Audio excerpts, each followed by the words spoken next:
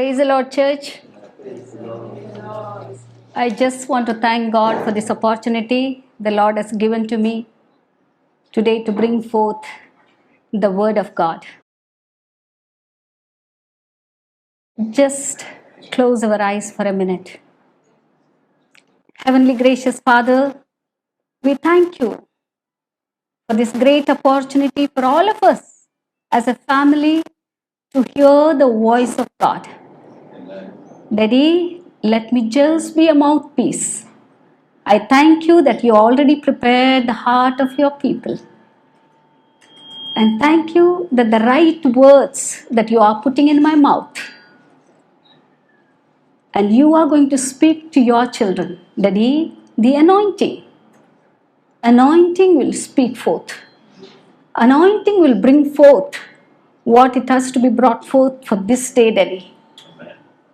I just want to thank you for this opportunity, and I just want to bless the leadership, Daddy, of Father's house.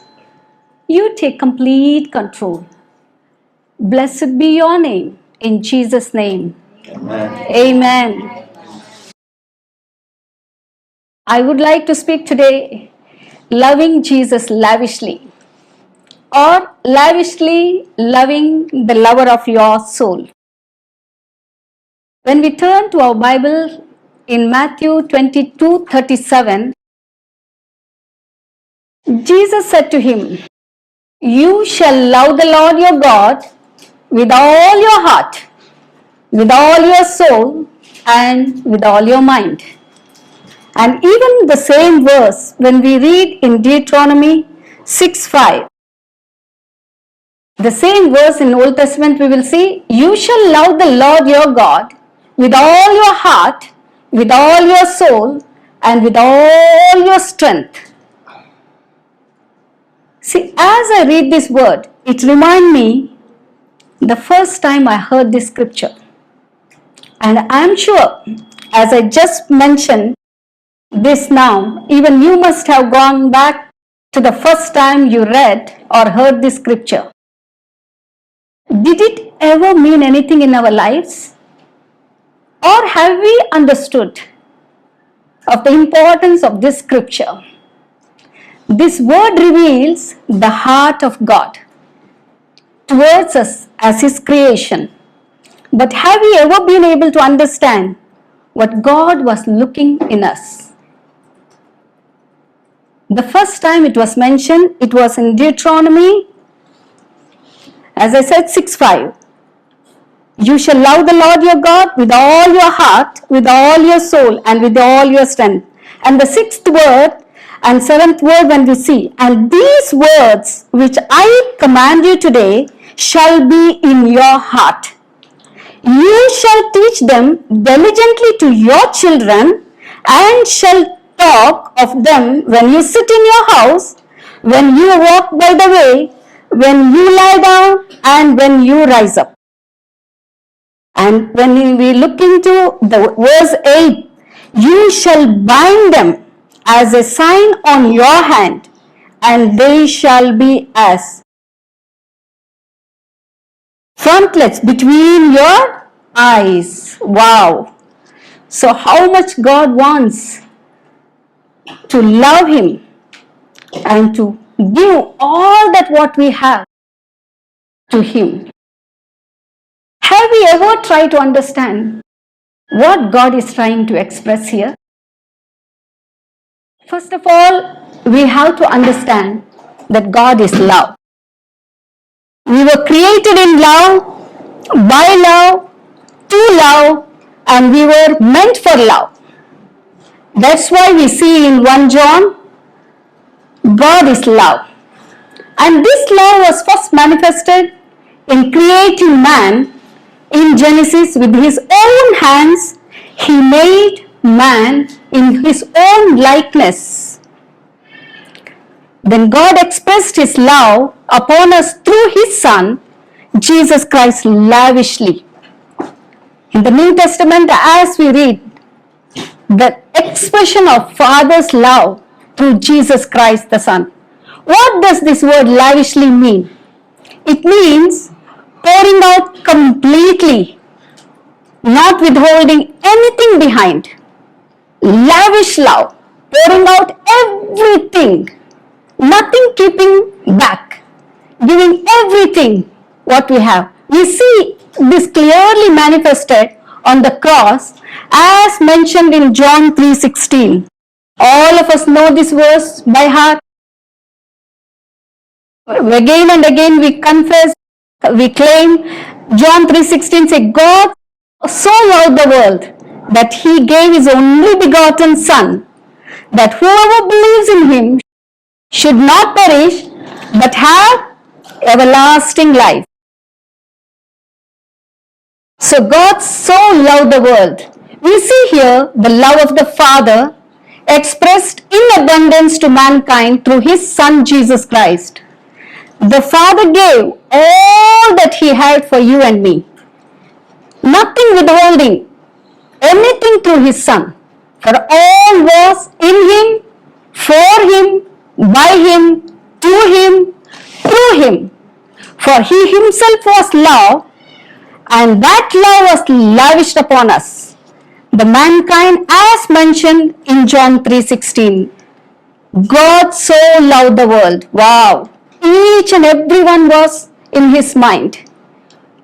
The same way when we read in 1 John 4:8, he who does not love God does not know God, for God is love.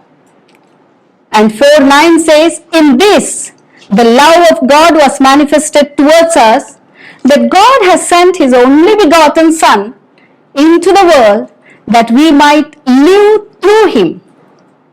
Verse 10, in this is love, not that we loved God, but that he loved us and sent his Son to be the propitiation for our sins. The word of God goes on to say that he first loved us. Do we love him? We need to ask ourselves today. The day we accepted Jesus Christ as our Savior, we believed in his word and we confessed. And we said, Lord, we love you with all our heart, with all our mind and with all our strength. As the days goes by, our love towards our King, our Lord, it's becoming, either it is diminishing or it is like, we will take things as casual. How much do we love him?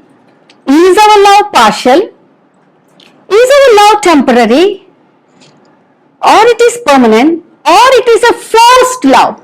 Because somebody is telling you love God, or you go to church, you read the Bible, you pray, you worship, or it is such a way, it is forced by somebody, or because no other choice, love, because he first loved us. Can we love our God with all our heart and with all our soul and with all our mind? Is it possible? Let's question ourselves and see where we stand with God in this aspect. We need to learn to love God lavishly. Let's look into the Gospel of Luke 7:36 to 39.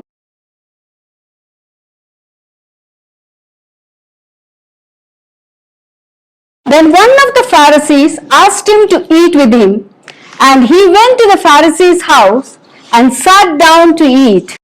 And behold, a woman in the city who was a sinner, when she knew that Jesus sat at the table in the Pharisee's house, brought an alabaster flask of fragrant oil. In the verse 38, and stood at his feet behind him weeping. And she began to wash his feet with her tears and wiped them with the hair of her head. And she kissed his feet and anointed them with the fragrant oil.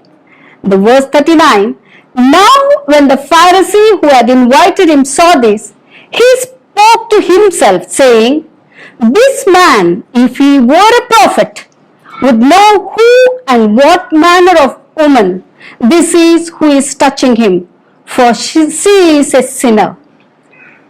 See how the people look at us outwardly.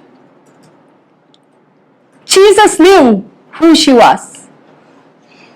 But the lavish love when she is pouring out on him, he considered her not as a sinner. He loved her unconditionally. The same way, when we come into his presence, what he is looking in us, what do we see in the scripture which we read? What strikes us or catches our attention when we read this portion?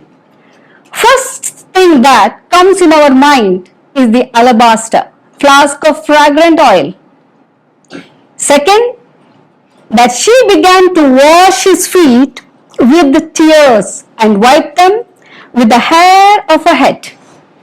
And the third, she kissed his feet and anointed him with the fragrant oil. The fourth, who she is and what the Pharisee thinks of her, a sinner. This is exactly many of us will behave when we are called to love God. We forget the importance of the very purpose of his presence. We invite Jesus in our midst or to our home, but we never understood how to love him. The same thing, let us look in our own life. Are we also like the Pharisee? We invite Jesus in our midst and we are so concerned about others and the things of this world. Or we are busy looking into other people's, judging and thinking as the world thinks.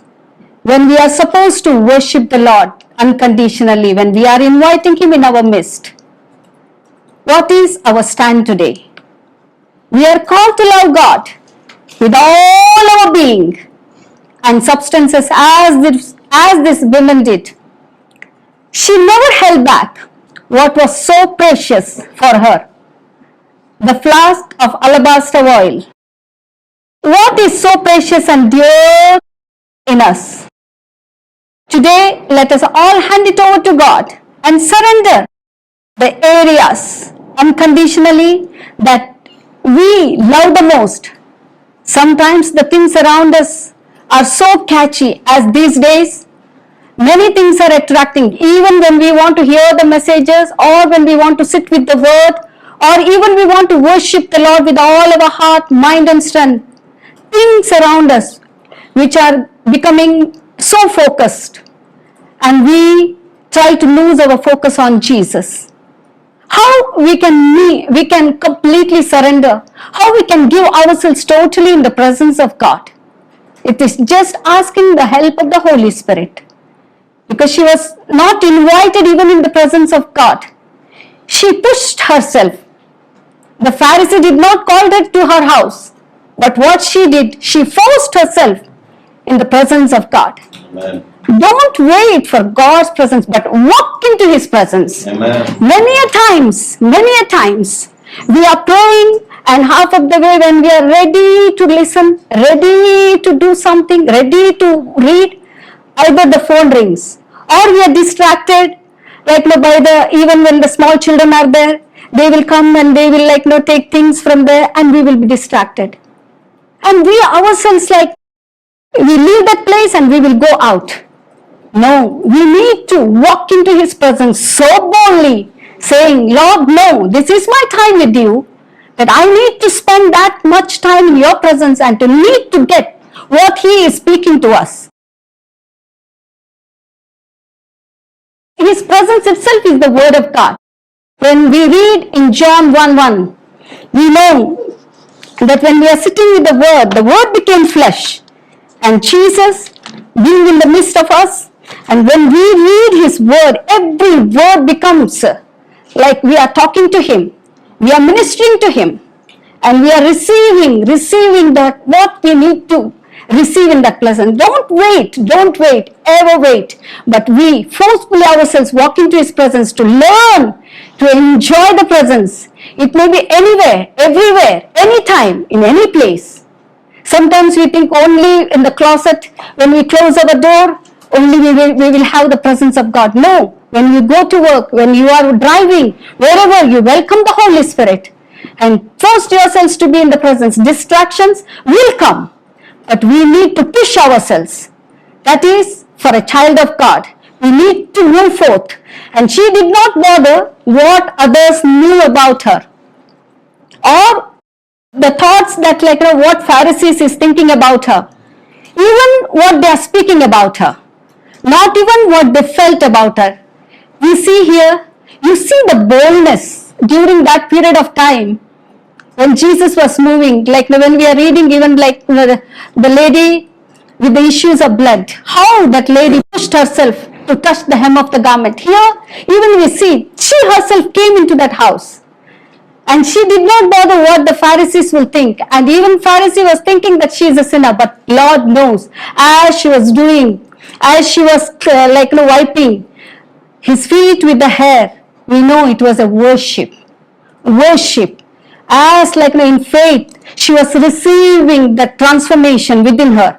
And we know that her life has been transformed in the image and in the likeness because she sat beside Jesus, threw away the guilt and shame.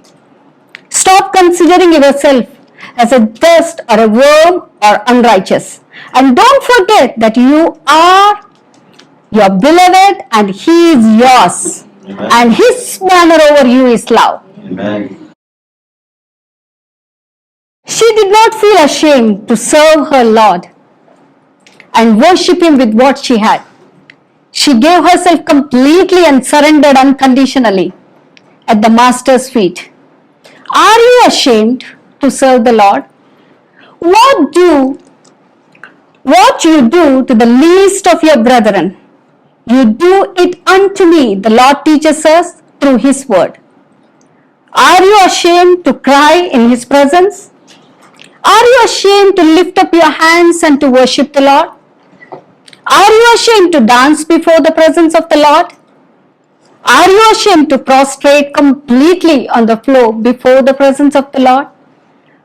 Here we see her tears became the water to wash the Lord's feet. Her hair became the garment to wipe the Lord's feet. Her kiss on the feet of the Lord expressed her love towards her lover of her soul. Her anointing the feet of the Lord with the fragrant oil revealed that nothing is greater, nothing is better, and nothing is worthier than the Lord himself. Let us let go of everything, our social status or our worldly position, and humble before the Lord as this woman.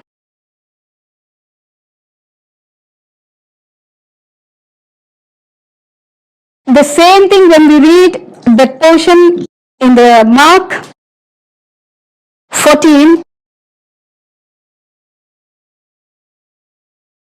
she poured out the fragrant oil, poured it on his head. The verse 3. And being in Bethany at the house of Simon the leper, she sat on the table. A woman came having the alabaster flask of very costly oil, spikenard. Then she broke the flask and poured it on his head. So here we can see the same act. She poured it on his head. And what Jesus said in verse 9, I just wanted to say, assuredly I say to you, wherever this gospel is preached in the whole world, what this woman has done will also be told as a memorial to her. Amen. Wow. See, when we think sometimes, there's such a small thing, but in the sight of God, it is such a big thing. We just want God. Many a times our prayer is, Lord, you use me mightily for the miracles or even signs and wonders. But we are called to be Jesus lovers. Before we could become something, before we could take up the position in the ministry or anywhere, we are called, all of us are called as Jesus lovers. That is our calling. In him you find your identity. Your identity in him. Faith, confidence, everything you will get in Jesus. Salvation, freedom, from fear, hope for the hopeless, and everything ever you need, you will find in Jesus. Amen. So your main position is to sit at His feet and to love Him the most, to pour out lavishly all your heart, with all your mind, and keeping yourselves totally in His presence. So every kind of focusing on the things of the distractions and finish, Lord, when we have set a race before us, when the Lord has put a race before us, we need to be focused. The focus can be only it can be straightened only by loving Jesus. Loving Jesus at any time and every time. Your love for Jesus can do great things. When you minister to Jesus, the regions can change, the nations can come. Your lavish love for Jesus exposes the dry hearts of others. Your love towards Jesus, it can expose the dry hearts around you. And they will also start to ask, what is the joy that you are bubbling with? What is making you to be continuously at peace? That is, when we start to love Jesus, when we love Him with the whole of our heart, not keeping anything in our mind. And definitely it was the first and foremost commandment for all of us, that loving the Lord with all of our heart. And here we have seen with this woman how she has poured herself with all her heart, nothing keeping back herself, even though she knew it was so costly, maybe it is like a whole year wages, but nothing she kept back. She kept everything for loving Jesus. And we just want to put forth ourselves before the presence of God and we say, Lord, here we are. We surrender every area of our life. Maybe our education, our status, our position. Sometimes that are becoming hindrances for us, how we will tell that we are the children of God, that we are believers. Many a times, to testify in others' lives, the things are obstructing us and things are taking us back, and we will keep quiet and we will say no, we will just pass by. But today, when we love the Lord with all our heart, with all our mind, nothing around us will keep us back, and we are going to move forward with the love of God. And second, the person which I want to speak to you about is Zacchaeus. When we read in Luke 19, 1 to 9.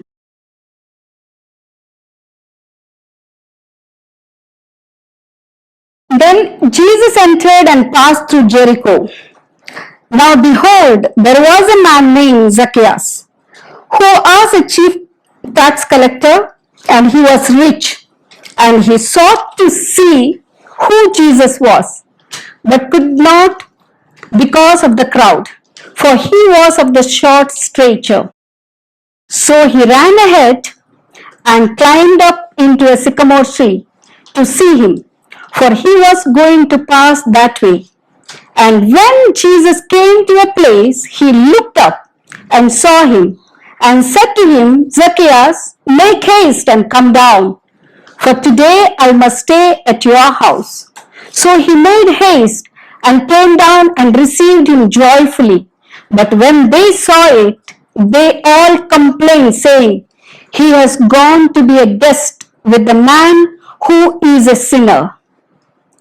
Then Zacchaeus stood and said to the Lord, look, Lord, I give half of my goods to the poor, and if I have taken anything from anyone by false accusation, I restore fourfold. Then Zacchaeus, when we are just pressing out the 8th verse, then Zacchaeus stood and said to the Lord, look, Lord, I give half of my goods to the poor, and if I have taken anything from anyone by false accusation, I restore fourfold.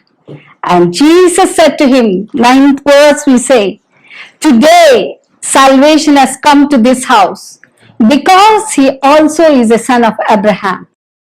The 10th verse says, for the Son of Man has come to seek and to save that which was lost. In verse 8, we see here the transformation taking place in the life of Zacchaeus. While all were complaining and speaking about him, the Lord honored Zacchaeus' desire. He never asked Jesus to come home or anything. But one thing that could not stop God from going to stay in the house of Zacchaeus was the extraordinary act and the desire in the heart to see Jesus. He climbed the tree.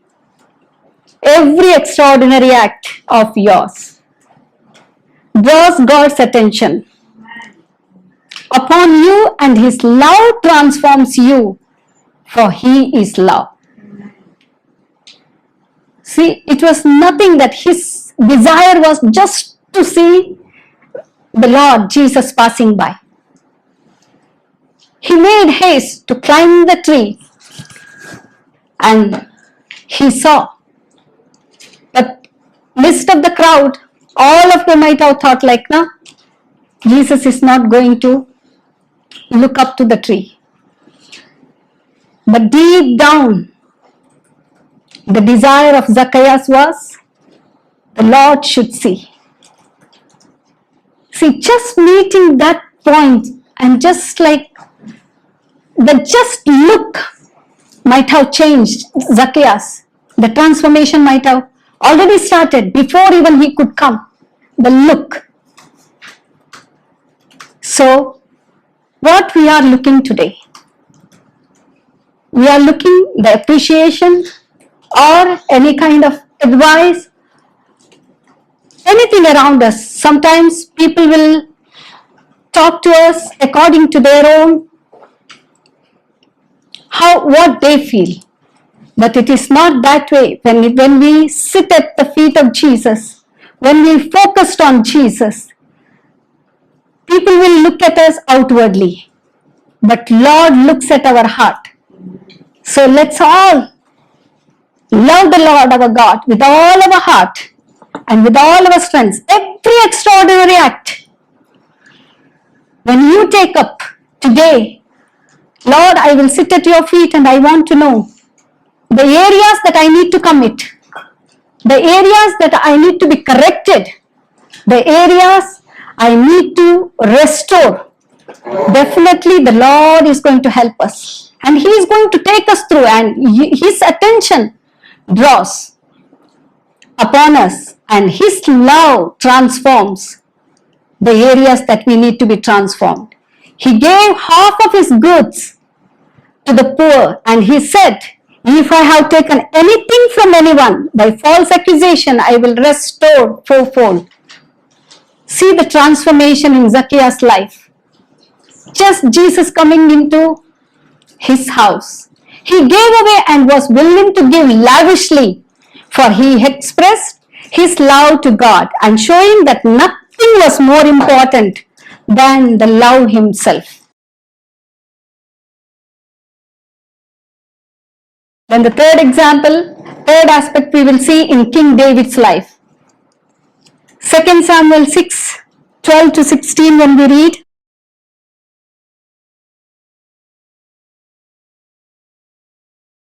now it was told King David, saying, the Lord has blessed the house of Obed-Edom and all that belongs to him because of the ark of God. So David went and brought up the ark of God from the house of Obed-Edom to the city of David with gladness. And so it was, when those bearing the ark of the Lord had gone 6 paces, that he sacrificed oxen and the fatted sheep.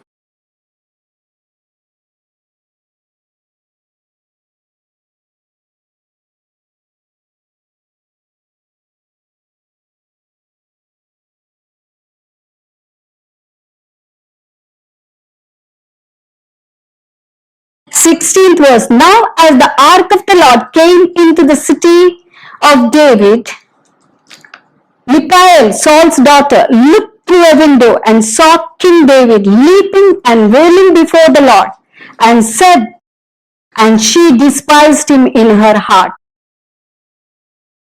Then David returned to bless his household, and Michal The daughter, in verse 20, we read, Then David returned to bless his household, and Michal, the daughter of Saul, came out to meet David and said, How glorious was the king of Israel today, uncovering himself today in the eyes of the maids of his servants, as one of the base fellows shamelessly uncovers himself.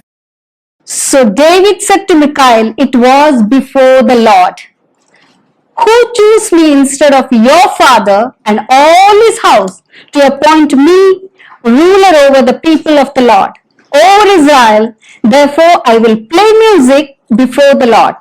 And verse 22 says, And I will be even more undignified than this, and will be humble in my own sight.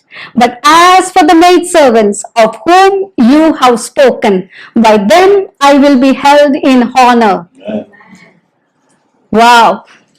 See, David being such a great king, he left his position and he humbled before the Lord and he danced before the presence of God.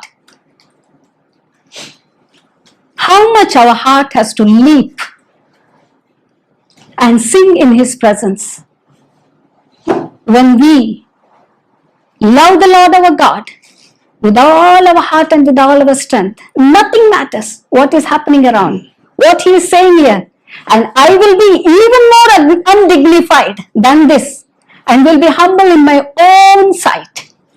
It is humbling in the presence of the Almighty God, leaving all our status, position, education, degrees, all that is nothing matters, because if God is the lifter of our head and he knows how to lift his people. And David expressed his love to God by dancing with all his might in his presence of God. Though being the chosen king by God himself, yet he never was ashamed to express his love to his great lover of all love, the love himself at his homecoming.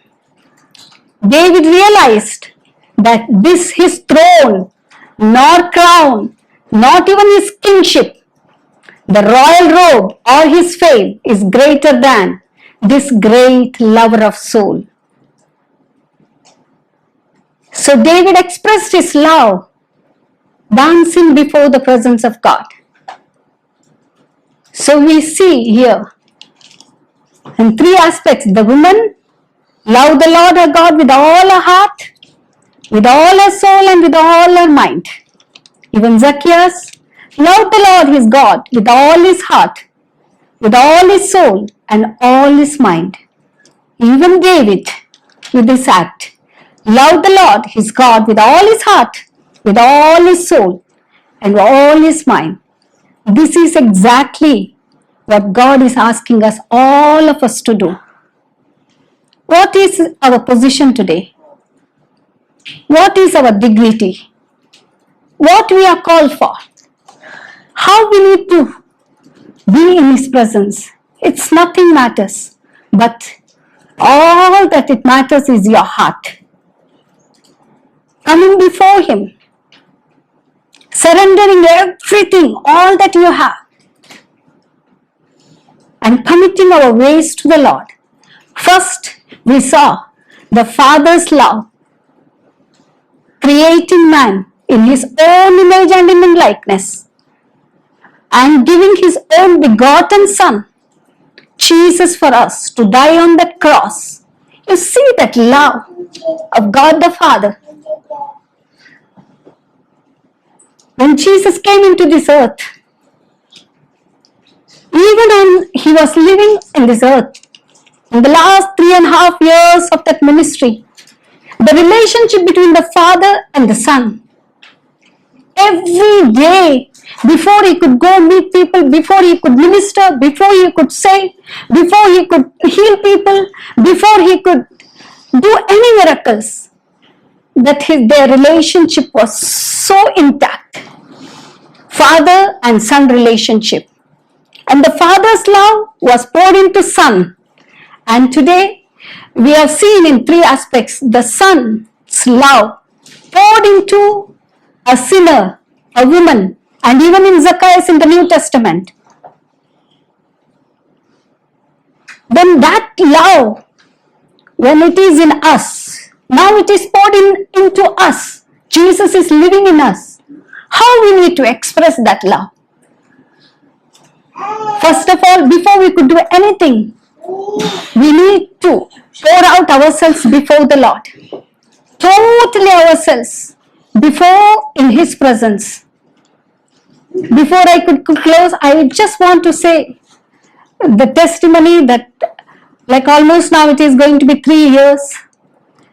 And in 2018, in the month of May, one of my colleagues who went for a vacation, and she went for a prayer meeting, and she was called forth, and that brother, he asked her, when he prayed for her, and he asked her, sister, you know anyone named Nancy?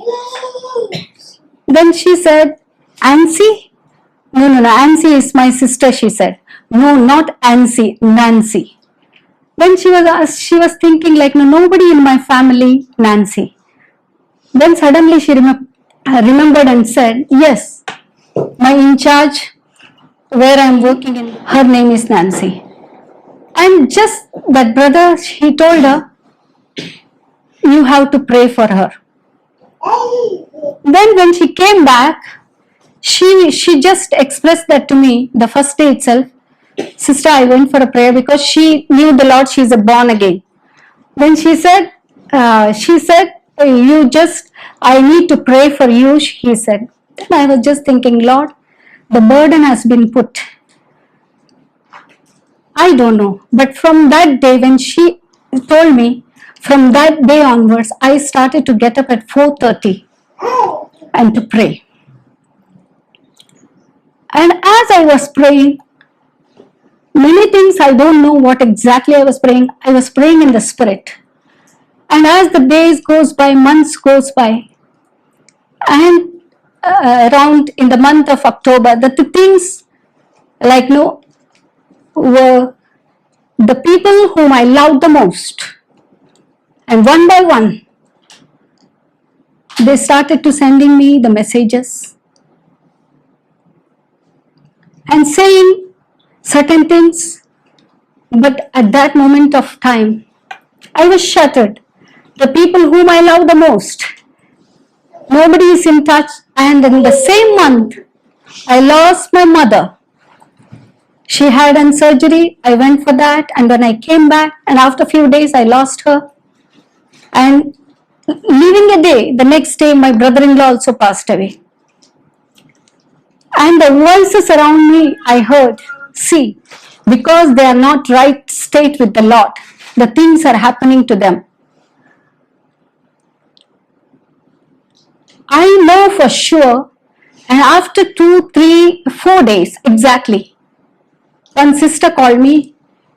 I know her only once I met her. She brought one sister to our house for a counseling. And from nowhere she called me when I was on duty. Sister, today I saw a dream. I saw you half naked. Then that moment itself, something burned within me. Lord, no.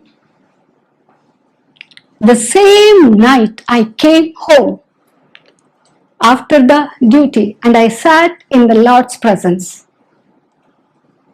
And I just started, I don't utter a single word. I'm just telling you exactly the woman here, what I'm speaking to you.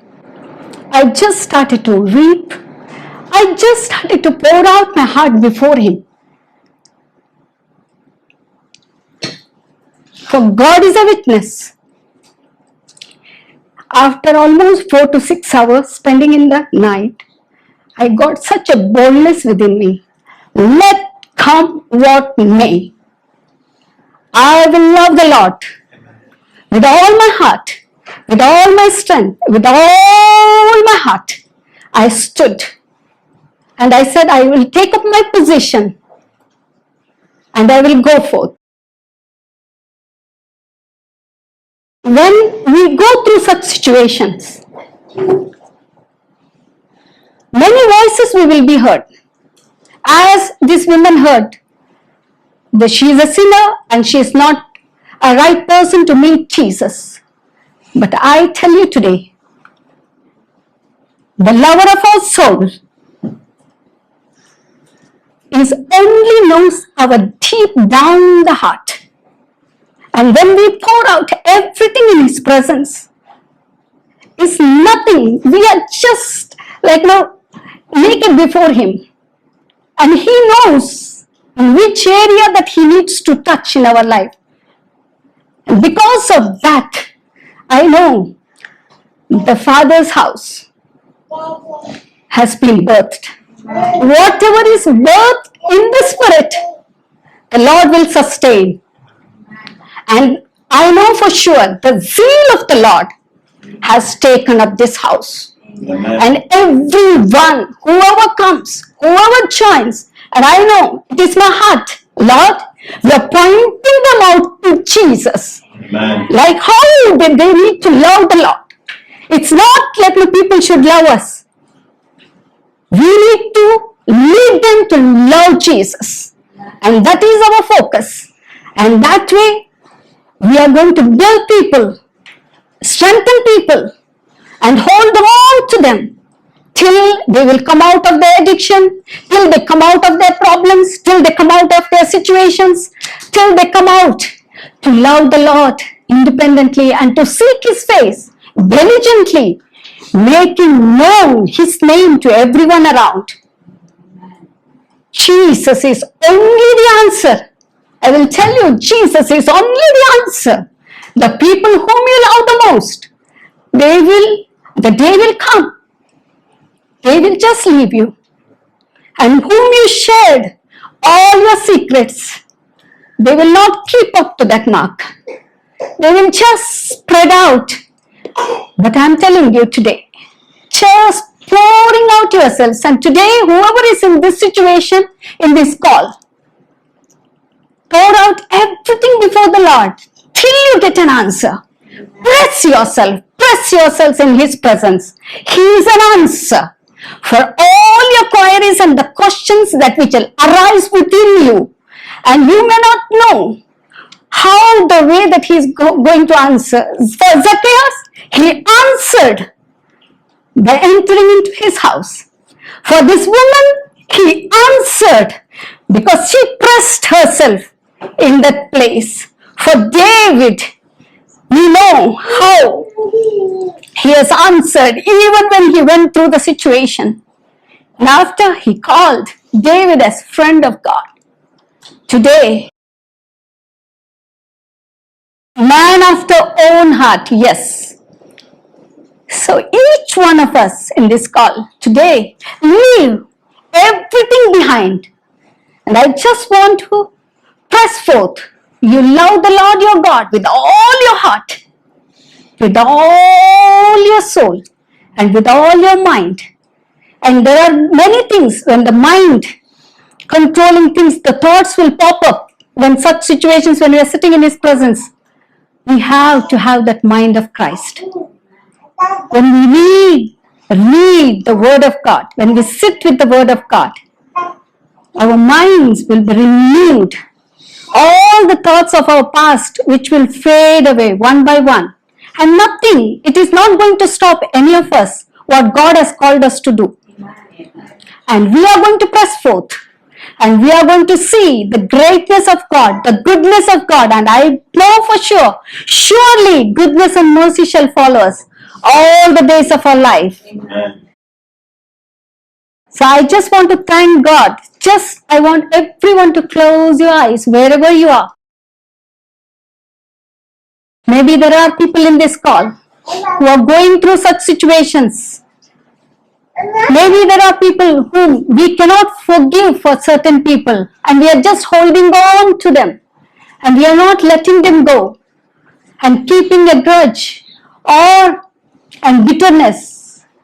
For all these things, we are going to open up our heart before the Lord and we say, Lord, we love you.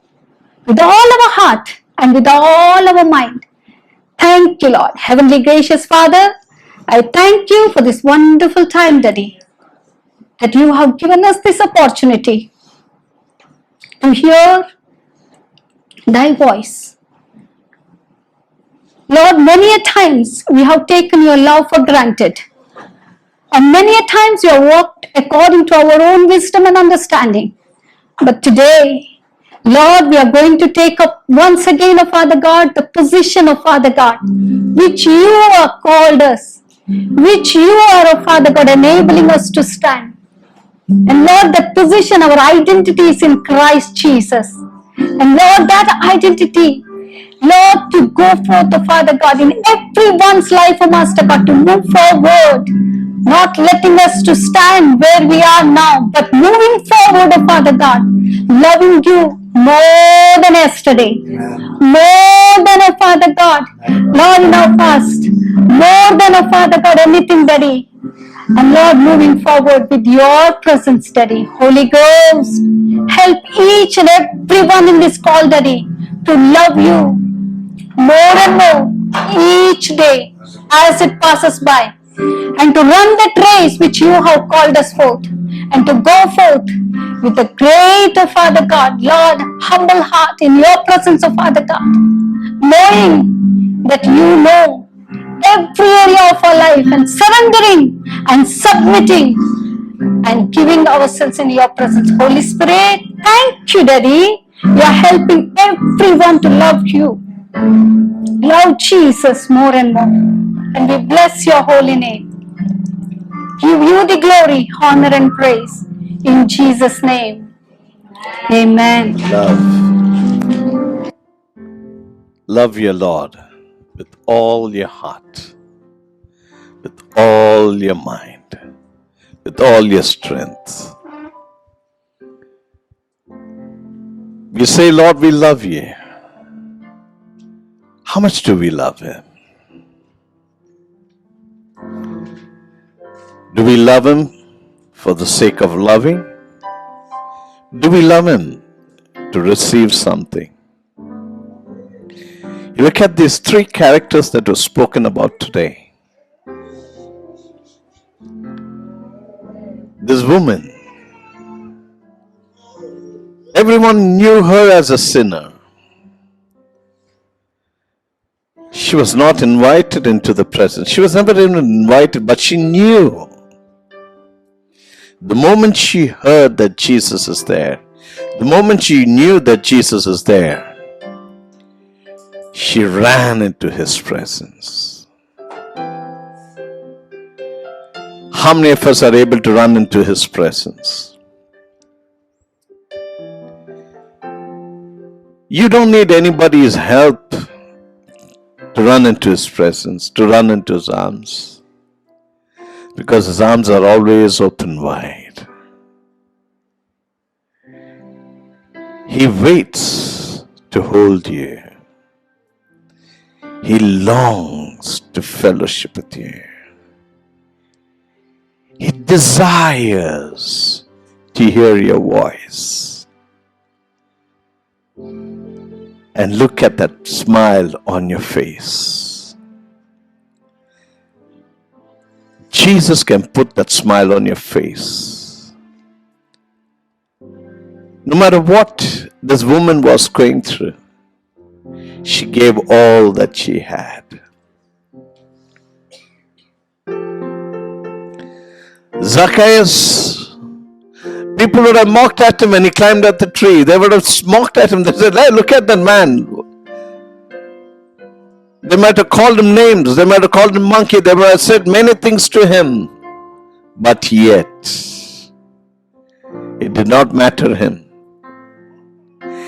Every extraordinary act of yours for God, every extraordinary act of yours for God draws the attention of God, and he reveals and manifests his glory for all all those who spoke against you to see that you are his beloved. This woman did something extraordinary. Everyone was more concerned, oh, how costly this perfume is, this oil is. They were so concerned what manner of woman she is. But for the Lord, she was precious. Every time you do anything extraordinary, forget what people think about you. David, he never bothered. It never mattered for him. He just rejoiced the presence of God. He just danced for his Lord. Oh, it excites me. Every time when I think of this, I just imagine how in the streets David was dancing and coming before. Oh, thank you, Holy Spirit. This concept, the pagans do it. They bring the chariot, right? They carry their so-called gods or goddesses on the streets and come. And before, there's a big procession that goes. Where did this concept come from? They borrowed it from what David did for his God. When they were bringing the Ark of the Covenant, there were music, they were playing, the people were rejoicing. And the king himself came, started dancing. I remember when I was small, when I was a Hindu, I used to carry that kavadi, it's a sort of a ark with feathers and peacock feathers all stuck on top. I used to carry that and some cloths around it and dance on the street and go before the so-called pagan gods. And even today, I'm not ashamed to dance before my God or for my God. How many of us dance for the Lord? You can go to the club, you can dance.